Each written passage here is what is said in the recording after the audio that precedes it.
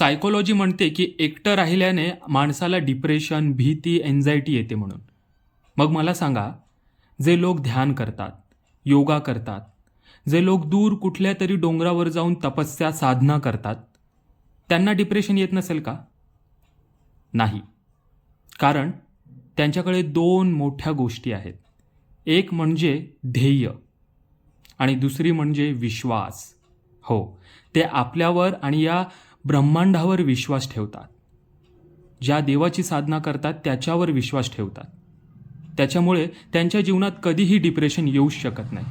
म्हणून तुम्हाला सुद्धा डिप्रेशन आल्यासारखं वाटत असेल, नैराश्यासारखं वाटत असेल, तर नेहमी स्वतःवर, आपल्या आजूबाजूच्या ज्यांच्यावर तुम्ही विश्वास ठेवता त्या लोकांवर आणि देवावर विश्वास ठेवा. पूर्णपणे विश्वास ठेवा. या ब्रह्मांडावर विश्वास ठेवा.